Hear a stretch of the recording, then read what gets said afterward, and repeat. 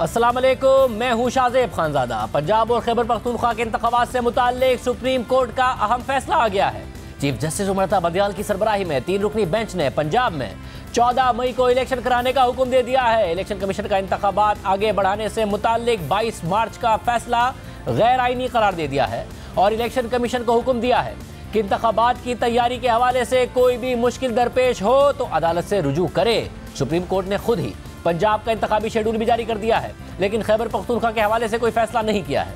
Supreme court ने 1 मार्च के फैसले की भी वजाहत कर दी है। 3 रुकनी बेंच ने 4 जजेस के नोट को मुस्तरद कर दिया है और करार दे दिया है कि 1 मार्च का फैसला 3-2 के तनासुब से दिया गया था, 4-3 के तनासुब से नहीं, और जजेस के नोट में 4-3 के तनासुब वाला मामला कानून के खिलाफ है।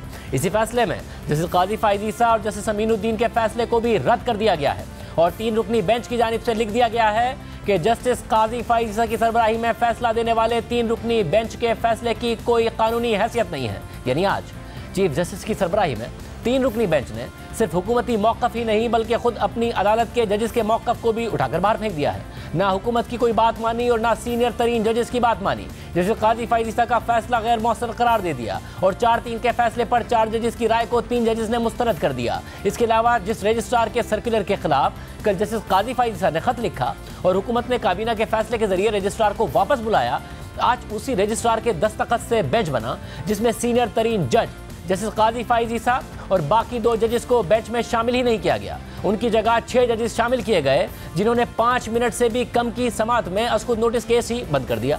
सुप्रीम कोर्ट के इस फैसले पर तहरीक इंसाफ जश्न मना रही है, लेकिन हुकूमत सख्त तनकीद कर रही है। वफाकी काबीना ने सुप्रीम कोर्ट के इस फैसले को मुस्तरद कर दिया है। काबीना इजलास के बाद कौमी असम्बली में खिताब करते हुए वज़ीर आज़म शहबाज शरीफ ने कहा कि आज अदल और इंसाफ का कत्ल हुआ है। जनाब स्पीकर, ये कैसा तारीख का जबर है कि आज 4 अप्रैल है, फॉर्मर प्राइम मिनिस्टर शहीद जुल्फ़िकार अली भुट्टो का जुडिशल मर्डर आज ही की तारीख को हुआ और आज 4 अप्रैल को इलेक्शन के हवाले से जो पिछले 72 घंटे में कार्रवाइयाँ हुई, आज फिर एक मरतबा 4 तारीख को अदल और इंसाफ का कत्ल हुआ। जबकि नून लीग के कायद नवाज शरीफ ने कहा है कि फैसला देने वाले तीनों जजेस के खिलाफ सुप्रीम जुडिशल काउंसिल में रेफरेंस आना चाहिए। साथ ही उन्होंने चीफ जस्टिस पर तनकीद भी की। मैं समझता हूँ कि इन 3 जजेस का फैसला जो है इनको सुप्रीम जुडिशल काउंसिल में इनका रेफरेंस दायर किया जाना चाहिए। आज का जो फैसला है ये इन्हीं के खिलाफ चार्जशीट का दर्जा रखता है। इन्होंने कॉन्स्टिट्यूशन रीराइट करते हैं। पंजाब हुकूमत इमरान खान के सुपुर्द करने के लिए इन्होंने उन तमाम MPs को पहले वोट देने से रोका और फिर उनको नाअहल भी किया।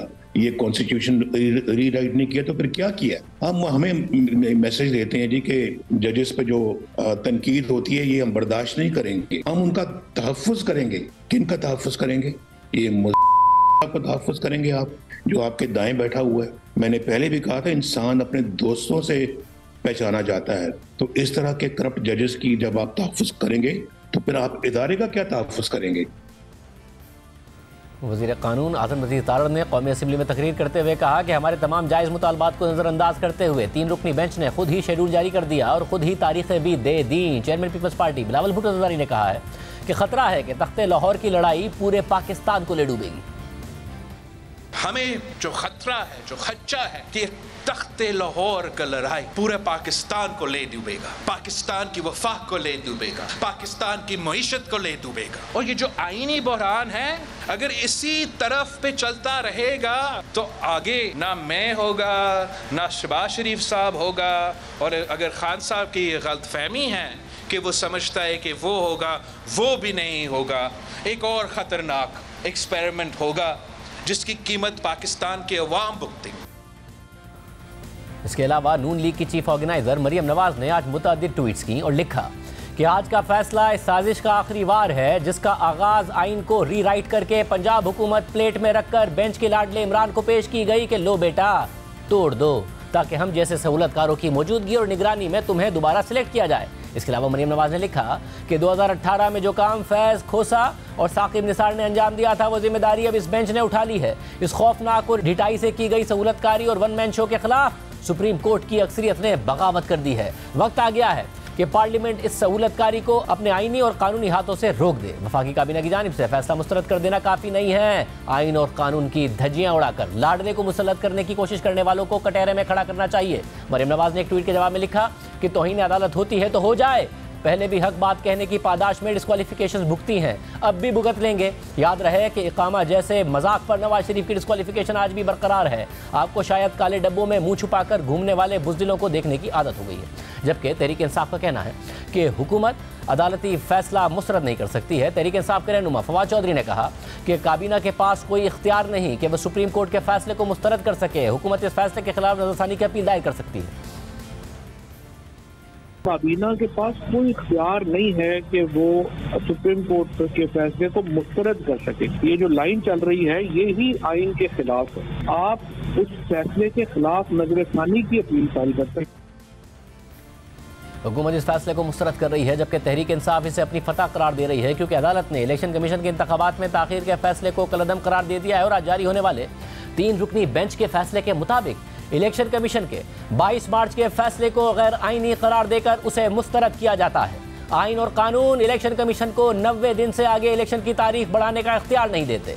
पंजाब असेंबली का जो इलेक्शन प्रोग्राम इलेक्शन कमीशन ने 8 मार्च को नोटिफाई किया था, उसे फौरी तौर पर बहाल किया जाता है, मगर कुछ तब्दीलियों के साथ। और इन तब्दीलियों की वजह इसलिए पेश आई है क्योंकि 22 मार्च को जो इलेक्शन कमीशन ने फैसला जारी किया था, तब इंतखाबी अमल नोटिफाइड इलेक्शन प्रोग्राम के 5वें स्टेज पर था। इलेक्शन कमीशन के ऑर्डर के 13 दिन जाया हो गए हैं, जिसके नतीजे में बकिया स्टेजेस को जाया दिनों की वजह से आगे बढ़ाना होगा और इलेक्शन प्रोग्राम को तब्दील करना होगा। हम इस नतीजे पर हिचकिचाहट के साथ पहुंचे हैं, लेकिन हम इसे इलेक्शन कमीशन के फैसले के जरिए पैदा होने वाली सूरत हाल में नागुज़ीर समझते हैं, इसलिए इलेक्शन प्रोग्राम को तब्दील किया जाता है। अब पंजाब में उम्मीदवारों की हतमी फहरिस्त 18 अप्रैल को शाया की जाएगी और नामजदगी से दस्तबरदारी और उम्मीदवारों की नजरसानी शुदा फहरिस्त की इशाअत 19 अप्रैल को होगी। इंतखाबी निशानात 20 अप्रैल तक अलॉट किए जाएंगे। पंजाब असेंबली के इंतखाबात के लिए पोलिंग का दिन 14 मई का होगा, यानी अदालत ने पूरा शेड्यूल जारी कर दिया है। और जिसके बाद अदालत ने अपने फैसले में लिखा है कि इस पूरी सूरत हाल में पोलिंग का दिन नागुज़ीर होने की वजह से 30 अप्रैल से शिफ्ट करके 14 मई किया जाता है। इस हवाले से यह हिदायत दी जाती है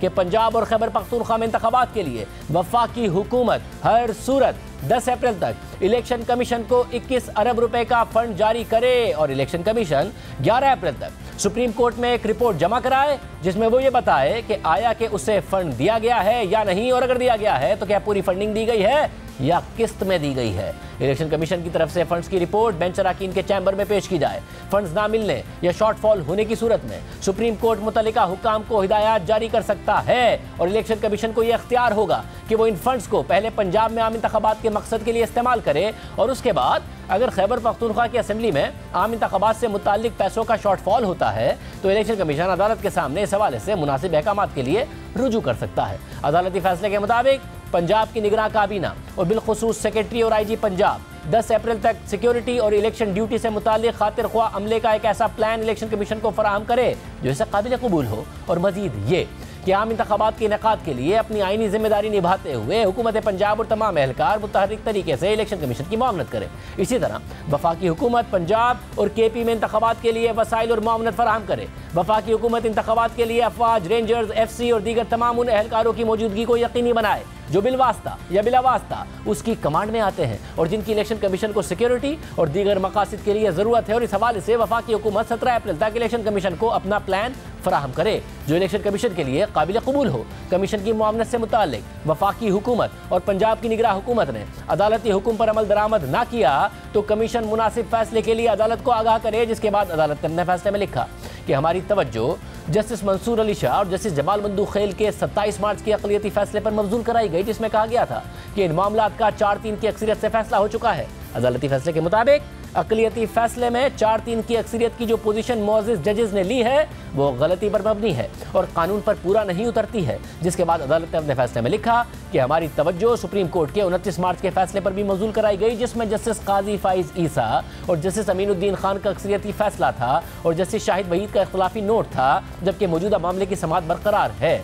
और इस बेंच के फैसले पर जस्टिस काजी फाइज ईसा और जस्टिस अमीनुद्दीन खान के अक्सरियती फैसले में दी गई ऑब्जर्वेशंस का कोई असर नहीं पड़ता। अदालती फैसले के मुताबिक जहां तक खैबर पख्तूनख्वा में इंतखाबात का मामला है, जिससे मुताल्लिक मौजूदा दरख्वास्त गुजारों ने भी रिलीफ मांगा है, तो इस हवाले से जो वकील खैबर पख्तूनख्वा के गवर्नर की तरफ से पेश हुए और फिर वो अपनी पेशी से एक सियासी जमात के मौक़िफ़ की वजह से दस्तबरदार हो गए, क्योंकि वो वकील उसी सियासी जमात की नुमाइंदगी भी कर रहे थे, इसलिए गवर्नर खैबर पख्तूनख्वा की अदालत में कोई नुमाइंदगी नहीं थी। इस सूरत हाल में खैबर पख्तूनख्वा से मुताल्लिक मामलात पर गौर नहीं किया गया और दरख्वास्त गुजार को इजाज़त दी गई है कि वो इस हवाले से मुनासिब फोरम पर रिलीफ हासिल करने के लिए दरख्वास्त दायर कर सकते हैं।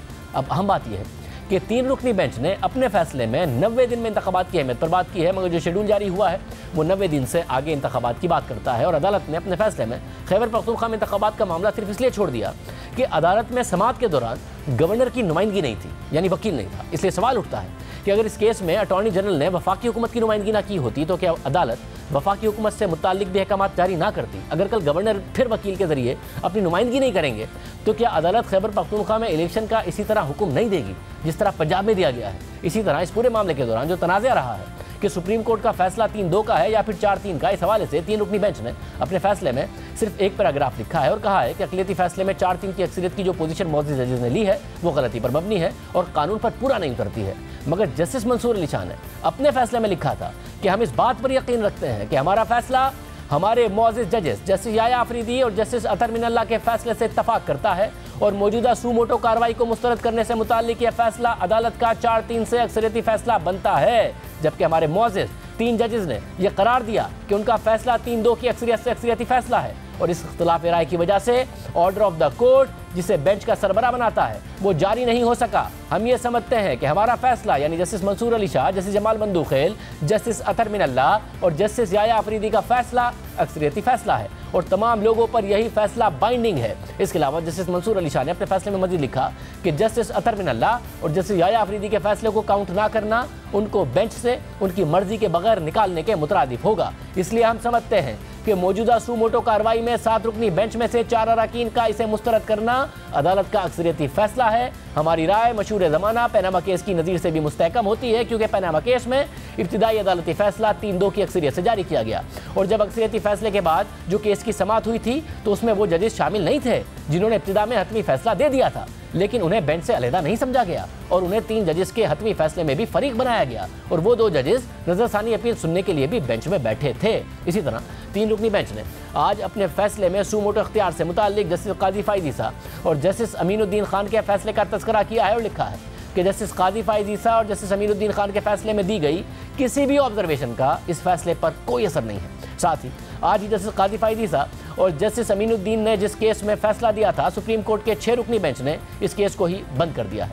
अहम बात यह है कि 6 रुकनी बेंच का रोस्टर उन्हीं सुप्रीम कोर्ट के रजिस्ट्रार ने जारी किया है जिन्हें कल ही वफाकी काबीना ने सुप्रीम कोर्ट से वापस बुला लिया था और इस्टेब्लिशमेंट डिवीजन रिपोर्ट करने का कहा था, मगर आज उसी रजिस्ट्रार के दस्तखत से एक रोस्टर जारी हुआ। जस्टिस एजाजुल हसन की सरबराही में 6 रुकनी नया बेंच तश्कील दिया गया। हालांकि पहले जस्टिस काजी फाइज ईसा, जस्टिस अमीनुद्दीन खान और जस्टिस शाहिद वहीद पर मबनी 3 रुकनी बेंच इस केस की समाअत कर रहा था और इसी बेंच ने ही 29 मार्च को 2-1 की अक्सरियत से चीफ जस्टिस के सूमोटो और बेंचेस के तश्कील के अख्तियार पर सवाल उठा दिए थे और ये ऑर्डर जारी किया था कि सुप्रीम कोर्ट के रूल्स बनने तक आर्टिकल 184(3) के तहत चलने वाले तमाम केसेस को मुलतवी किया जाए। मगर आज चीफ जस्टिस ने मज़कूरा केस की समाअत के लिए 6 रुकनी नया बेंच बना दिया और उस नए बेंच ने 5 मिनट से भी कम वक्त की समाअत में ये पूरा केस बंद कर दिया। इस नए बेंच में उन तीनों जजेस को शामिल नहीं किया गया जो पहले से ये केस सुनते आ रहे थे, यानी 6 रुकनी बेंच में ना जस्टिस काजी फाइज ईसा शामिल थे, ना जस्टिस अमीनुद्दीन खान शामिल थे और ना ही जस्टिस शाहिद वहीद शामिल थे। जस्टिस एजाजुल हसन पर हुकूमत एतराज़ करती रही है, मगर उनकी सरबराही में बनने वाले नए बेंच में justice Munib Akhtar, justice Mazahar Naqvi, justice Muhammad Ali Mazhar, justice Ayesha Malik और जस्टिस हसन अजहर रिजवी को शामिल किया गया था। हालांकि जस्टिस मज़ाहिर नकवी के खिलाफ सुप्रीम जुडिशल काउंसिल में रेफरेंसेस दाखिल किए गए हैं और सिर्फ बार्स ही नहीं बल्कि जजेस भी इस हवाले से तहकीकात का मुतालबा कर रहे हैं। इससे पहले 9 रुकनी बेंच में भी चीफ जस्टिस ने जस्टिस मज़ाहिर नकवी को शामिल किया था और फिर बाद में अटॉर्नी जनरल से अदालत की समाअत में कहा था कि ये खामोश पैगाम था। फिर कल 2 सीनियर तरीन जजेस जस्टिस काजी फाइज ईसा और जस्टिस सरदार तारिक मसूद ने सुप्रीम जुडिशल काउंसिल के अराकीन को खत लिखकर जस्टिस मज़ाहिर नकवी के खिलाफ रेफरेंस सुनने का कहा, तो आज चीफ जस्टिस ने जस्टिस मज़ाहिर नकवी को 6 रुकनी बेंच में शामिल कर दिया, जिसने वो सूमोटो केस ही खत्म कर दिया जिसकी सरबराही जस्टिस काजी फाइज ईसा कर रहे थे और जस्टिस काजी फाइज ईसा के फैसले को 5 रुकनी बेंच के फैसले के खिलाफ करार दिया और जस्टिस काजी फाइज ईसा की सरबराही में जारी किए गए 2-1 के अक्सरियती फैसले के खिलाफ रजिस्ट्रार सुप्रीम कोर्ट के सर्कुलर को भी दुरुस्त करार दे दिया।